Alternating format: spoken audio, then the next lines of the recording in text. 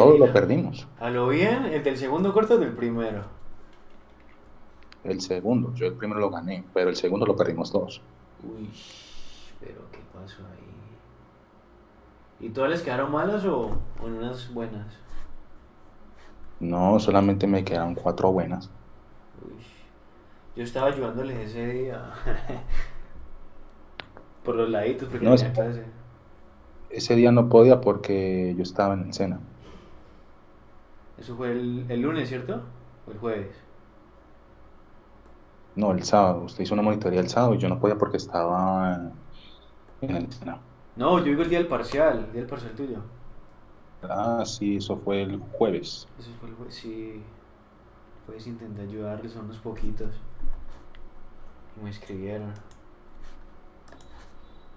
Pero bueno, esperemos que este corte les va mejor. Este corte no es tanto análisis, sino que es más matemático. Entonces puede ser una sola respuesta, no hay necesidad de interpretar casi.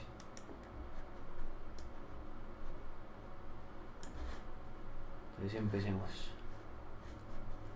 ¿Listo, Sebastián? Vamos. Pues siendo el único acá, pues, ni modo. En teoría yo siempre me decía, bueno, si algún día solamente asiste uno, pues a ese uno le doy la monitoría. Primera vez que me pasa que solamente asista uno. Aunque bueno, le estoy preguntando a los demás, y unos están ocupados, otros se fueron a rumbearse. Sí, todo el mundo como que está saliendo este pincho. No, yo obviamente yo no salgo, yo ya no soy de calle. Ay, está juicioso, Sebastián. Pero uno también se entretiene acá en la casa. Entonces, Sí, hay mucho y entretenimiento en ahí casa. una de mis compañeras, pues ella ha dicho, estamos en un trabajo, yo ya hice mi parte, pero ella necesita terminar el de ella. No creo que se muere tanto, entonces de pronto viene. Ah, pues esperemos que conecte también. Igual es que se lo envía a todos los grupos, pues. Y Mm. nadie más conectó. Y esta era la más como la más chimba, que era la última del corte, se suponía. No, usted dijo última de corte, entonces aprovecho, yo no me la pierdo. Yo perdí dos monitoreos con usted, entonces. Listo, no te preocupes, seas. Que igual, ¿sabes qué es lo que pasa? Como yo grabo las monitorías, entonces la gente prefiere vérselas cuando pueden o cuando quieren. Ese es el asunto. Hay monitores, Mm. amigos, monitores, que no graban las monitorías y dicen, no, pues es que si yo las grabo, pues no me van a asistir. Y pues tienen sentido, tienen razón. Pero entonces comencemos, listo. Dale. Listo. Hoy vamos a ver varios conceptos de micro y de macro, que en realidad sí sirven mucho y en tu caso sirven bastante porque vamos a tocar temas como la marginalidad, que este tema se toca dentro de los costos. Ustedes este corte en costos. Y vamos a tocar el tema de la inflación, ¿cierto? Con ejemplos prácticos. Vamos a ver un concepto que de pronto dependiendo de tu carrera, no estoy seguro, lo vuelvan a ver en micro uno y en macro uno que es la curva de Phillips, ¿cierto? Y cómo esos conceptos se unen con los principios de economía. O sea que no estamos tan complicados como algunas veces pasadas. Entonces empecemos. Ujú. Listo. Digamos que el objetivo de la economía en sí tiene un modelo, un objeto de estudio. Es decir, cada ciencia tiene su modelo de estudio y piensa el ser humano de manera distinta. Entonces, démonos cuenta aquí, por ejemplo, que existen varios tipos de Homo. Cuando uno se refiere a Homo, se refiere al estudio del hombre en sí. Y esta, digamos que se encajan dentro de las ciencias sociales. Entonces, por ejemplo, si pensamos en la política, voy a sacar aquí el lápiz, ¿cierto? Ella estudia al hombre desde un contexto político, ¿cierto? Entonces toma al hombre desde un modelo homopolíticos, ¿cierto? Si pensamos en algunos casos en la psicología, toma al ser humano y lo toma en cuenta sus emociones, sentimientos, ¿cierto? Entonces toma el estudio de un homo emotionalis. La sociología pues también tiene su objeto de estudio individual, ¿cierto? No lo va a pensar de manera política, sino que tiene su homo sociológicos. Y así han habido infinidades de modelos de estudio del ser humano en diferentes ciencias y han ido cambiando a lo largo del tiempo. El modelo que hoy utilizamos en la economía y en muchas de las ciencias económicas es el Homo economicus. Y eso es importante y muchas veces los profes no tocan este concepto, pero es la base fundamental de todas las ramas de la economía. Finanzas, administración, contabilidad, ¿cierto? Micro, macroeconomía de todo tipo. Siempre se van a basar en el Homo economicus. Entonces, vamos a definir un poquito de qué se trata el Homo economicus. La definición, hay muchas definiciones, ¿cierto? Dice que es un agente que busca maximizar su utilidad o bienestar, dadas las informaciones disponibles sobre las oportunidades y restricciones, y teniendo en cuenta su capacidad para lograr objetivos predeterminados. Entonces, miramos que aquí dice algo importante, y esto es algo que se estudia mucho y muy a fondo en la economía, que dice el bienestar. Y fíjate que aquí en el propio concepto relaciona bienestar con utilidad, ¿cierto? Y cómo eso se puede incrementar.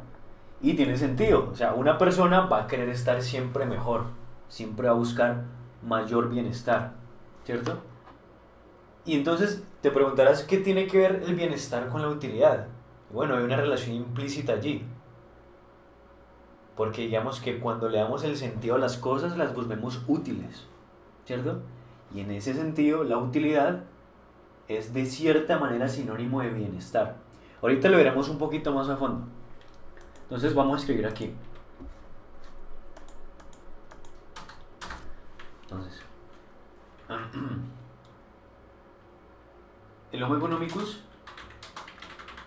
busca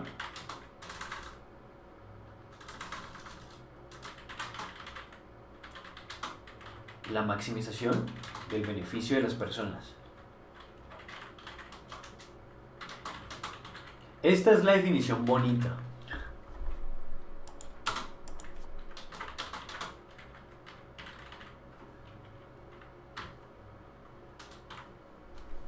¿Listo?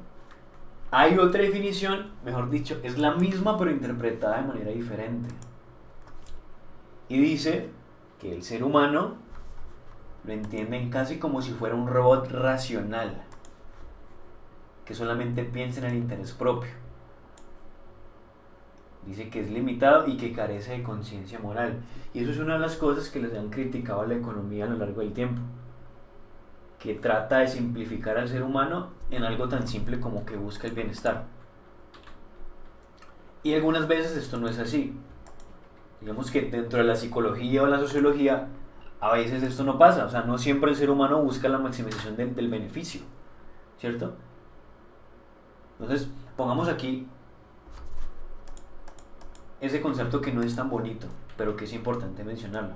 Entonces, esa maximización del beneficio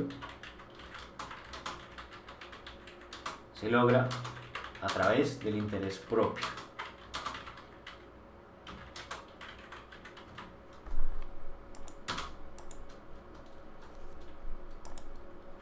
Listo.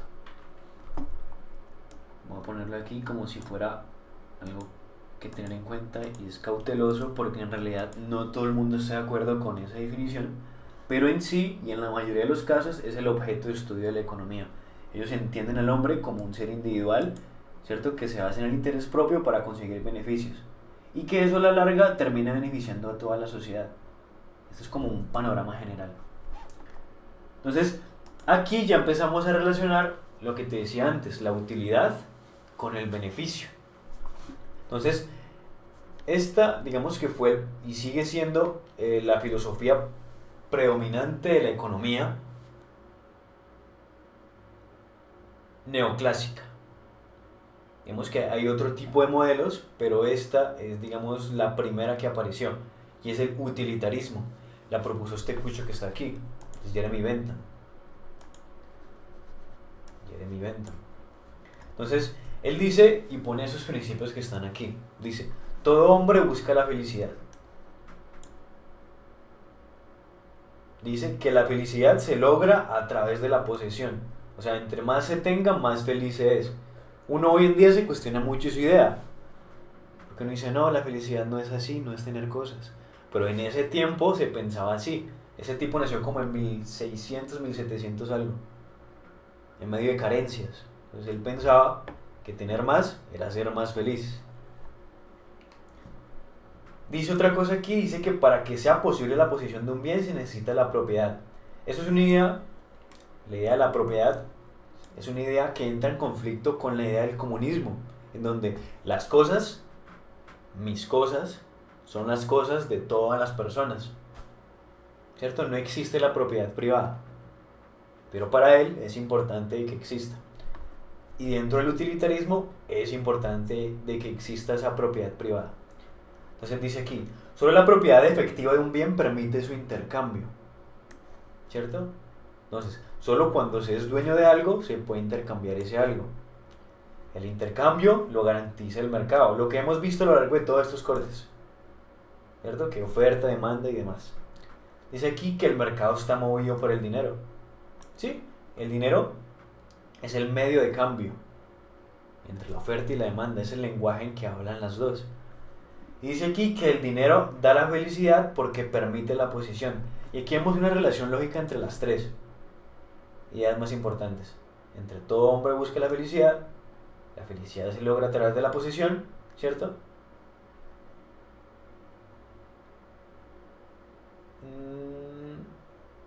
Y el dinero da la felicidad porque permite esa posesión. O sea, aquí se sintetizan todas las ideas anteriores. Esa es la forma de pensar de ellos. Digamos que de pronto tú y yo no estamos de acuerdo con esa definición. Claro, porque al pasar de los años prácticamente ya todo cambia. Exacto, todo cambia. Pero en ese tiempo se pensaba así, que la felicidad venía a través del dinero. Entonces, por eso el dinero da la felicidad, porque permite la posesión. Y me llegó Lina. Hola Lina, ¿cómo estás? Hola, muy bien. Perfecto. Estamos hablando aquí con Sebastián de la última monitoría del corte, conceptos fundamentales. Eso es del primer corte, ¿cierto? Eso es lo último, lo de mi Sí, es que no. O sea, hay una cosa del primer corte, pero es muy pequeña, que esto es esto de los principios. Y ustedes lo vieron en el primer Ah, corte. ok. Pero lo que quería decirles es que estos principios utilizan otros conceptos que ustedes los van a ver en el tercer corte. Entonces esto les sirve para el tercer corte también. Por ejemplo, y le decía a Sebastián, Esos ¿ustedes diapositivas no los puedes compartir. estás viendo? Sí.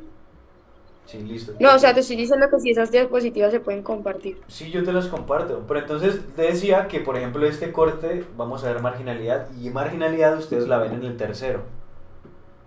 Ah, listo, ok, dale. Listo, también. Sí, ¿de qué grupo eres, Lina? Del de la noche, del de Lina. Ah, el de Lina. Ah, Lina ve costos. En costos tenemos marginalidad. Te va a servir esta monitoría. Y se conectó Laura. Hola Ujú. Laura, ¿cómo estás? Ya se fue Laura. Listo. Entonces, continuemos. Listo. Entonces, de esa manera pensaban los utilitaristas. ¿Cierto? Que no todo hombre busca la felicidad y la felicidad se logra a través del dinero, de las posesiones. Entonces, ahora sí pasamos al concepto de marginalidad. Como les decía, este concepto, los que ven con Lina lo van a utilizar en el tercer corte. Y digamos que es complicado entenderlo. Si se lo van a usted así de una y se lo chocan porque es un poquito complejo. Pero lo que trato de hacer hoy es hacerlo mucho más simple para que se entienda. Entonces, aquí está la definición y es una definición súper sencilla. Dice aquí, marginal en economía, miren que esto es un sustantivo, todo el tiempo los economistas estamos hablando en términos marginales, se refiere al análisis de margen, esto es, el efecto de un cambio pequeño sobre una determinada variable. Y uno dice, uff, qué complejo eso, puedo que no lo entienda, pero en realidad es muy sencillo de entender, pero lo vamos a definir. Voy a escribirlo aquí una vez y voy a darle un ejemplo enseguida.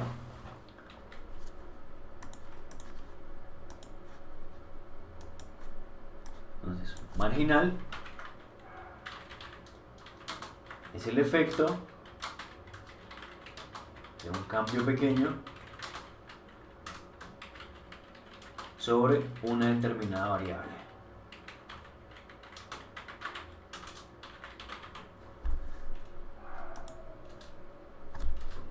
El efecto de un cambio pequeño sobre una determinada variable. También muchas veces se conoce como el aporte que hace una unidad.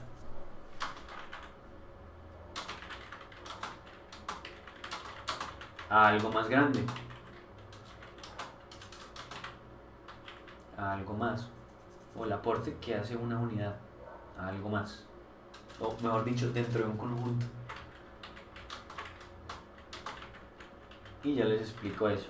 Entonces aquí había hecho un cuadrito. Uy, se me perdió el mouse. Listo, les había hecho un cuadrito donde relacionaba el beneficio marginal y el coste marginal. Pero entonces ahorita volveremos a él. Quiero explicarles en sí el concepto de la marginalidad. Entonces tenía este ejemplo aquí. Supongamos que contrato un trabajador al margen, ¿cierto? Es decir, en este momento el margen de estos trabajadores es este trabajador, es el último, ¿cierto? Y digamos que dentro de la marginalidad, lo que yo quiero estudiar, ¿cierto? Es qué pasa si yo contrato a uno más. Contrato uno al margen de lo que ya tengo. No sé si me hago entender. Entonces vamos a seguir aquí. Por ejemplo, fíjense en esta gráfica que está aquí, es una gráfica de producción. Es decir, yo con 3 trabajadores, ¿cierto? Trabajando cada uno en su parcela, tengo una producción aquí. ¿Listo? Entonces seguimos avanzando. Si yo contrato a uno más, va a aumentar mi producción, ¿cierto? En este caso, este se vuelve el trabajador marginal, es decir, el último. Y yo trato de estudiar qué tanto este trabajador aportó a esa producción. O sea, qué tanto trabajó, qué tanto hizo. Si hizo igual que los anteriores, si hizo menos. Y ya se define cuánta cantidad. Exacto, cuánta cantidad de trabajo aportó, en cuánto benefició a la empresa. Entonces, si vemos la diferencia entre las dos, vemos que aumentó. Pum, y aumentó aquí.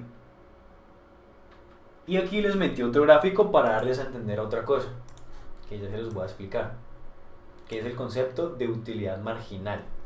Entonces, miren que ya ahí relacionamos cosas. Relacionamos la utilidad, que era algo parecido al beneficio, y ya estamos relacionando la marginalidad, que es el estudio de cuánto aporta una unidad más, en este caso un trabajador más. Entonces, miramos aquí qué pasa. Como yo tengo solo 4 parcelas, ese es mi límite,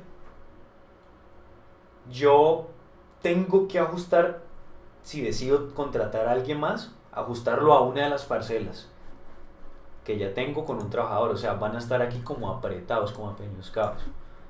Pero igual, aún así, la producción va a aumentar.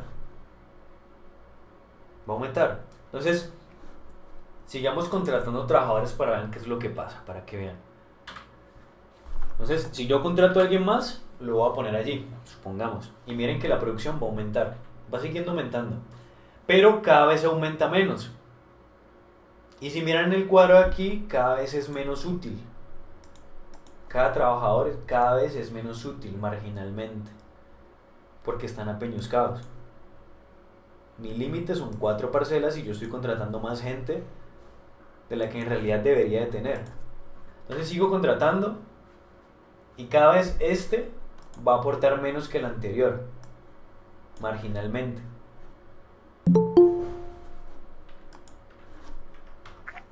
La otra que te decía es que cuando se trata de uno tiene que saber cómo planear la manera en la que uno lleva a cabo la producción, según ya cómo esa marginalidad se lleva a cabo en lo que se ve aquí en la imagen. O sea, si por ejemplo se ponen más trabajadores ahí en ese césped, habrá menos actividad de producción. Exacto. Porque están... Exacto, es como si dijéramos que cada uno aporta, pero cada uno aporta menos. Es decir, yo contraté este, pero este me aportó menos que este, ¿cierto? Y este me aportó más que este. Entonces cada vez aportan de a menos. A eso se refiere con la marginalidad. Entonces, sigamos continuando. En un principio, si miramos aquí, este aportó mucho, o sea, está muy alta. Recuerden que aquí, si está mucho más arriba, significa que está mucho más alto. Y esta es cantidad, ¿no? Esta es cantidad de trabajadores y qué tanto aporta. Si yo sigo avanzando, vemos que disminuyó. O sea, aportó menos. Este que está aquí, aportó menos que el anterior. El anterior estaba como por acá arriba, ¿se acuerdan? Y yo contrato otro más, va a aportar menos, aunque la producción sigue aumentando. Y por eso puse los dos gráficos ahí más o menos pegados. Miren que sigue aumentando, pero cada vez es menos. Miren qué tanto se mueve la bolita. Al principio estaba muy abajo, luego fue aumentando, pero cada vez se mueve a menos. Y en un momento determinado va a haber mucha gente y la producción va a disminuir. ¿Y cómo se explica esto? Pues es simple, porque no hay espacio. El hecho de que mucha gente esté intentando trabajar en un lugar al mismo tiempo, pues es mucho más nocivo de que solo trabaje uno. Si una persona trabaja aquí, va a ser efectiva, va a ser útil, va a ser marginalmente útil. Pero como hay mucha gente, pues no da espacio para trabajar, y por eso en un momento determinado va a producir menos. Y eso es algo interesante, porque en este momento, justo después de que aquí cruza, pasa a ser negativo. Recordemos que arriba son datos positivos, ¿cierto? Y abajo son datos negativos. Cuando la marginalidad pasa a ser negativa, la producción va a disminuir también. O sea que justo en este momento que está aquí, la producción empezó a decaer, más o menos por aquí, y aumentando hasta que empezó a decaer. Entonces, esto se conoce en economía como la ley de la marginalidad decreciente. Sé que es difícil de escuchar y es complejo, pero si entienden este concepto, van a dar cuenta que es muy fácil de entender, aunque se escuche feo.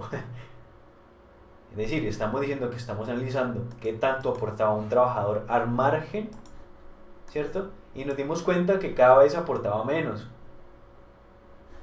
Entonces, digamos que se llama decreciente porque siempre hay un decrecimiento. Si lo miran, siempre hubo un decrecimiento. El primero aportó aquí y el segundo aportó aquí. Nunca hubo un aumento.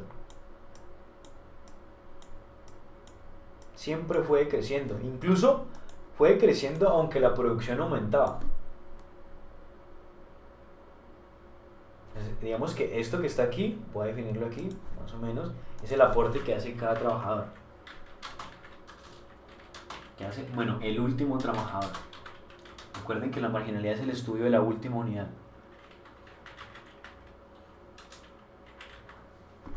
¿Cierto? Entonces, a eso se refiere la marginalidad. Entonces, digamos que dentro de la economía, y esto de pronto lo ven en micro si el planador no ha cambiado, esa marginalidad se va a estudiar a través de las derivadas parciales, que es un poquito de matemática compleja, pero no es tan compleja como parece. Entonces, voy a escribirlo aquí para que lo tengan en cuenta. En economía, el estudio de la marginalidad a través de la matemática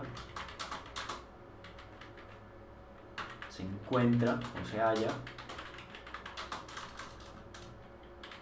con las derivadas parciales. Ustedes en este corte no van a ver derivadas parciales. ¿Cómo? Qué pena. Dime. En cuanto a ese tema de matemática, eso es una ecuación, ¿cierto? Lo que sale. Sí, es una ecuación. Voy a buscarla aquí para que más o menos tengas una referencia.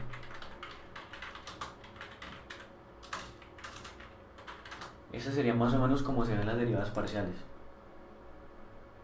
Es una ecuación y digamos que se deriva. Este es el símbolo de la derivada parcial, como una A invertida. Ah, ok, vale. Entonces, en realidad no es difícil, es solamente tener como unas reglas pequeñas y ir para adelante. Uno esto generalmente en economía lo ve en cuántica, es una materia que tienen los economistas en especial. Pero ustedes, la mayoría de gente, lo ve en...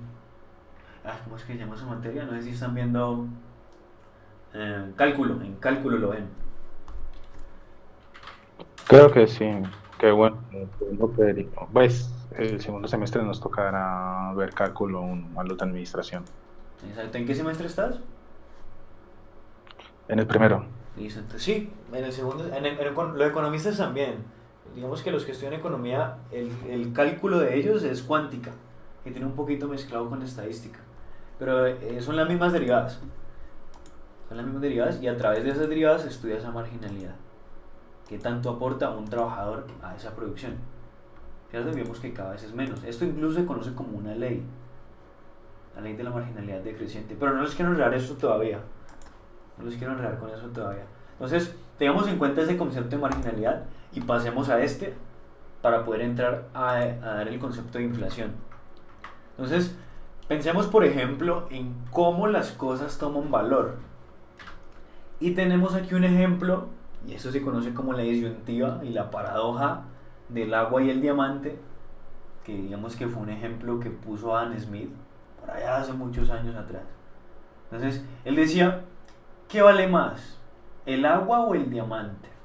¿Ustedes qué piensan? ¿Qué vale más? El agua El agua. ¿Por qué crees que el agua vale más? es una fuente vital para nosotros. En cambio, el diamante solamente se ve como un valor y como una piedra lujosa. Es solo una piedra lujosa. ¿Alguien está de acuerdo con él o en desacuerdo?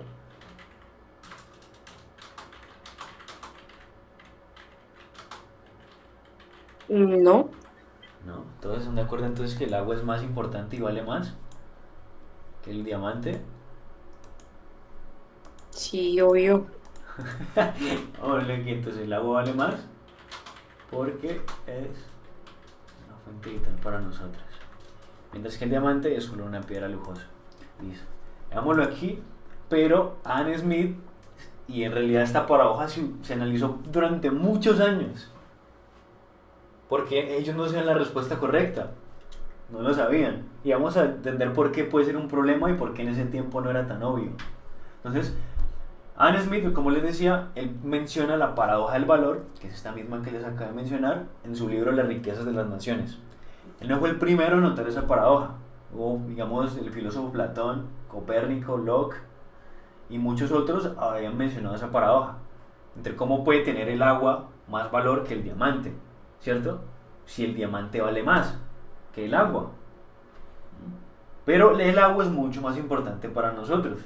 Entonces, esa solución los economistas la encontraron a través de la utilidad marginal, que es esta que está aquí. Y esa utilidad marginal, digamos que potenció y creó todo un sistema económico nuevo, que se llamó la economía neoclásica, ¿cierto? Y dice aquí, y esto es importante, que la demanda de un bien, o sea, lo que se compra, lo que determina su precio, es su utilidad marginal. Entonces voy a ponerlo aquí, que si aquí me faltó mal. Bien, lo que determina su precio no es la demanda, sino la utilidad marginal. Listo. Entonces, ellos decían que el grado de la felicidad o satisfacción a una necesidad es el valor subjetivo, es decir, depende de las condiciones y de las personas. Entonces, volvemos al ejemplo anterior. La utilidad marginal dice que cada persona busca su felicidad, ¿recuerdan? Y esa felicidad depende de unas condiciones específicas. Entonces, para cada persona la utilidad va a ser diferente. Entonces, por ejemplo, el agua en ese contexto es mucho más valiosa para una persona que está en el desierto, mucho más valiosa que un diamante. Es decir, si una persona está en un desierto, llega un vendedor y le dice, ve, te vendo este diamante o te vendo esta agua por $10. Él probablemente va a preferir el agua porque se está muriendo de sed. Es sus condiciones. Entonces pongámoslo aquí. En una situación de sed, se va a preferir el agua sobre el diamante.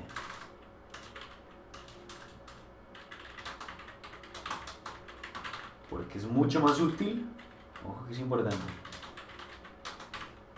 para esa persona.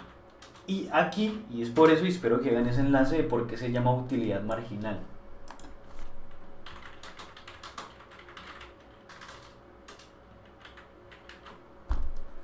Entonces, pero el diamante también tiene su valor, es decir, una persona, digamos nosotros, que tenemos, digamos que el lujo de poder consumir agua potable, pues si nos dieran la opción entre comprar un diamante en 10.000 pesos y una botella de agua en 10.000 pesos, pues es muy probable que elijamos el diamante, ¿sí o no? Porque tenemos agua potable. Entonces vamos a poner esto aquí. Entonces, en una situación donde la sed ya esté saciada, se va a preferir el diamante sobre el agua.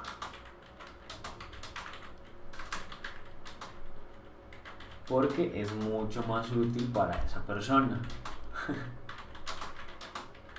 Entonces, esto de la utilidad marginal fue la solución que ellos le dieron a ese problema de la paradoja del diamante y el agua.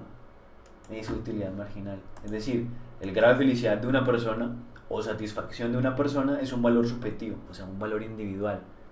Y depende de las condiciones y de la persona.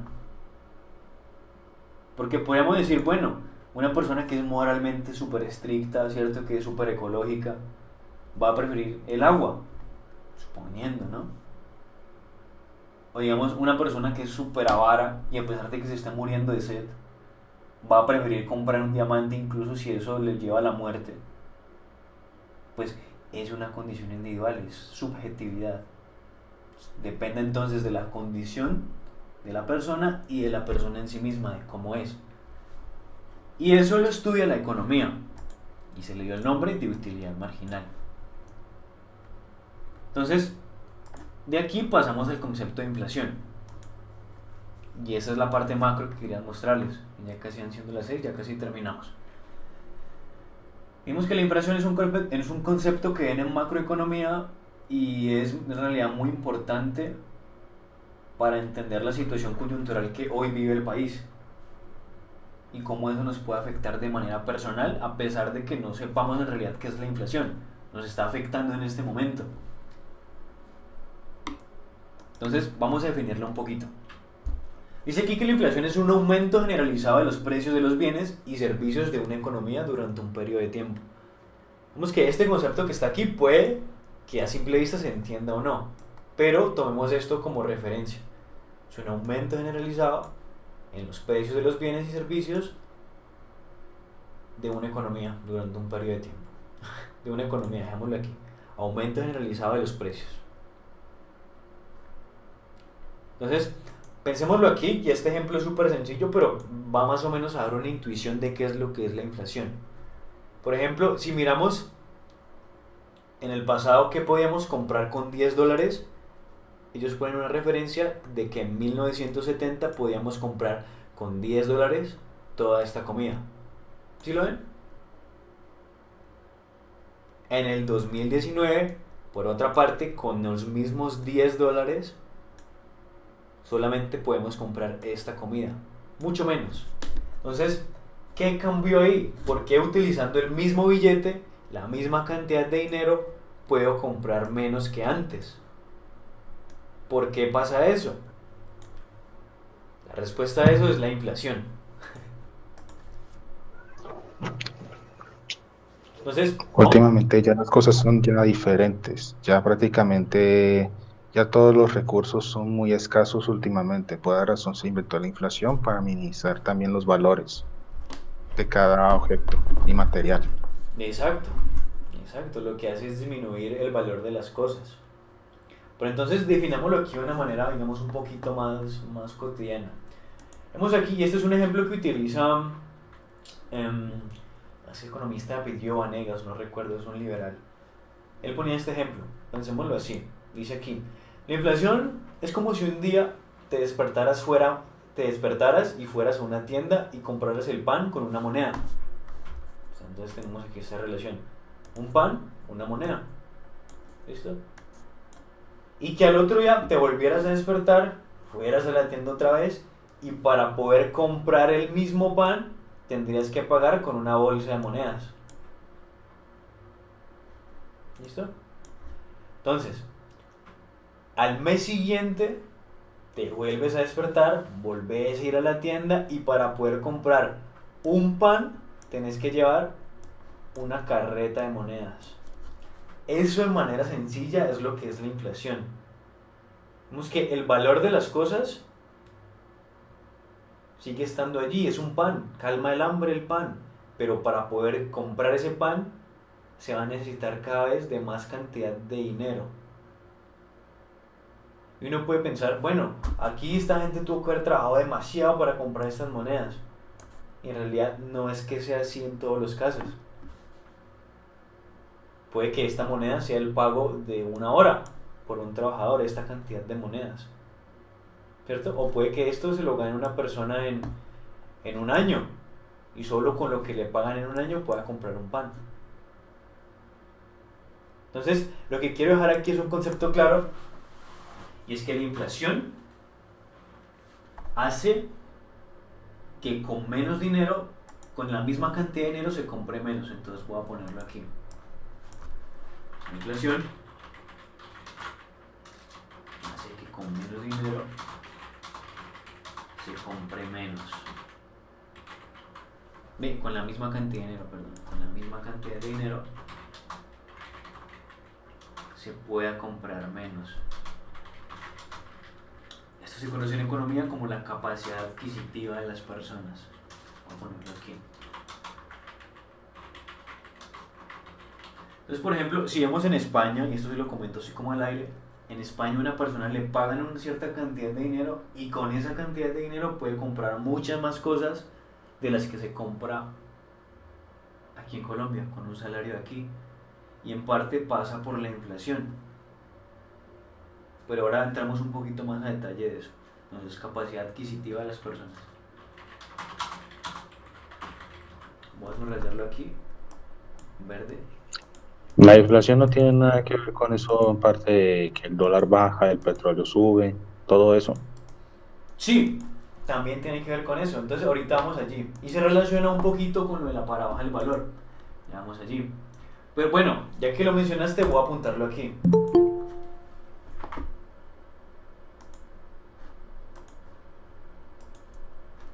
Voy a apuntarlo aquí. Y para que lo tengan en cuenta. ¿Sí? El dólar, el diamante, es valioso y quiero que lo tengan en cuenta. El diamante es valioso porque es escaso. ¿Están de acuerdo con eso que acabo de escribir? Piensen en el oro. El oro es escaso y por eso es valioso. Y lo mismo pasa aquí, en el concepto del agua. El agua es valiosa porque esa persona en el desierto no tenía dónde más conseguir agua. Se hizo valiosa en este contexto del desierto. Entonces miren que hay un tipo de relación entre qué tanto es escaso un producto y qué tan valioso es, qué tan útil es. Ya que lo mencionaste, gracias Sebastián. Pero sí, tiene razón, tiene que ver con lo del dinero y la subida del petróleo y todo esto. Pero entonces, ya vamos allí. Entonces, en ese sentido, la inflación es el aumento sostenido del nivel de los precios. Y aquí tengo este guarito aquí que es interesante. Y ellos, bueno, dentro de la economía, hay varias personas que piensan que esa inflación puede tener una u otra causa. Para Keynes, este tipo aquí, Keynes, uy, eso está en alemán, ¿cierto? Las causas son muchas y son todas estas que está aquí. Costes, que aumentan los costes, que aumenta el consumo, lo que tú decías, lo de que la subida y la bajada del petróleo, ¿cierto? Eso se conoce como la base monetaria. Ustedes esto lo verán luego en macroeconomía, ¿cierto? Él cree que es todo esto. Mientras que los economistas de la escuela de Chicago, como son este calvito que está aquí, que es Milton Friedman, curiosamente todos los economistas son calvos. Ellos creen que el culpable es la emisión del dinero. Entonces, pensémoslo allí. Ya sabemos que la inflación es mala, porque con un billete yo no compro lo mismo que antes. Pierdo capacidad adquisitiva. Entonces voy a dejarlo aquí, escrito. La inflación es mala, o eso es perjudicial, mejor dicho.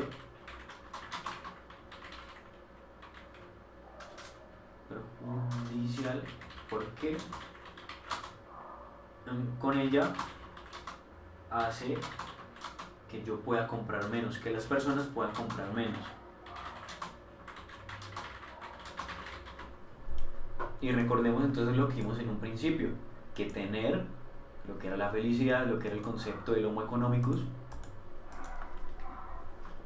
es lo que me da a mí la felicidad, el consumir, el comprar, el dinero, las propiedades, según el Homo economicus. Entonces, para ellos, para los monetaristas, para los de la escuela de Chicago, ellos piensan que es la emisión del dinero, y yo voy a explicar eso. Entonces, digámoslo aquí. Si pensamos, por ejemplo, que la inflación es el aumento general del nivel de los precios, es verdad, y mírenlo aquí, otra vez el mismo ejemplo, ¿cierto? Que con $20 podemos comprar esto en 1929, con los mismos $20 podemos comprar esto, ¿cierto? Y con los $20 no podemos comprar una caca en el 2014. Lo mismo sucede, pero en forma contraria a la deflación. Y digamos que un ejemplo perfecto para esto es el Bitcoin. El Bitcoin, con un Bitcoin en el 2012 podíamos comprar esto. En el 2013 todo esto que está aquí. Y en el 2014 con un Bitcoin podemos comprar casi una mansión, un carro, hoy en día. Y es el mismo Aunque bueno, el Bitcoin. Bitcoin Exacto. tampoco es caro. Y además, sobre todo, solamente se permite a ciertos países. El Bitcoin no es para todo el mundo. Exacto, bueno, el Bitcoin tiene sus restricciones, tiene razón, pero digamos que en teoría el valor que refleja ese Bitcoin es mucho mayor a lo que había antes.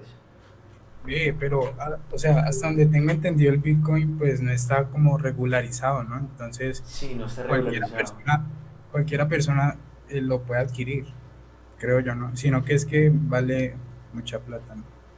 Sí, hoy en día Puedes vale mucho adquirirlo, dinero. obviamente, pero tendrías que hacer como un bolo de vueltas, incluyendo un papeleo muy enorme. Una prima también hizo el cuento de eso de los Bitcoin para ahorrar dinero y prácticamente solamente consiguió 100 monedas de Bitcoin. Con eso fue un total de casi más de $100.000, si no estoy mal. $100.000, sí, tiene sentido. Pero mira, por ejemplo, Nayib Nahel, ¿de qué país es él? No sé si me están Mm, entendiendo buscarlo aquí. El, pero espérate, el Bitcoin aproximadamente está como en 240 millones de pesos, ¿no? Un Bitcoin. Vamos a buscarlo aquí. Esos datos están aquí. Bitcoin, precio, valor.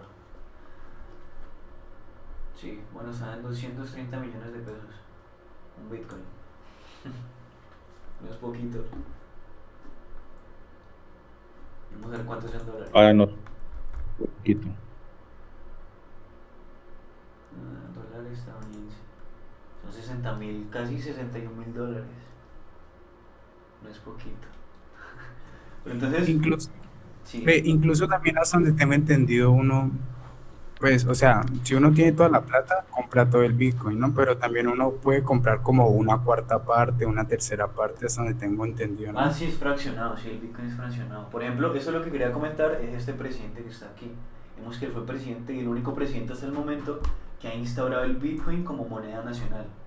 O sea, digamos que usted para ir a la tienda puede pagar con Bitcoins en este país, en Nicaragua, en El Salvador. Este huevón hizo esto posible, Nayib Bukele. Sí. La voz del Bitcoin en El Salvador. Es súper raro, pero digamos que esto es disruptivo económicamente. Pero luego les explico eso. Entonces continuamos. La lógica de esto es que la inflación hace que se reduzca lo que uno puede comprar con ese mismo dinero, ¿cierto? Y en el sentido contrario, la deflación es lo que pasa con el Bitcoin.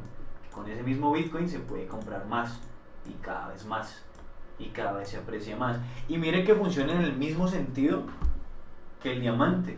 Porque es que algo curioso del Bitcoin es que hay un número establecido de cuántas monedas se pueden crear, de cuántas unidades de Bitcoin. Hay un límite. Vamos a buscarlo aquí, ¿cuánto es el límite?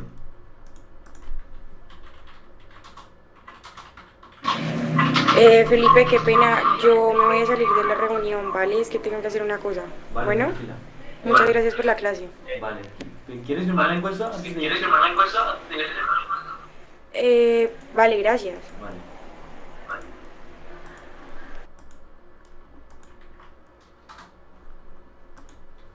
Listo. Entonces, Yo también creo que en un par ¿eso qué horas son? que también. Es que me excedí de las- Listo, entonces hagamos algo, ya que todos se van a ir, dejémoslo hasta allí y luego explicamos esto en la monitoría del lunes, que igual nos sirve.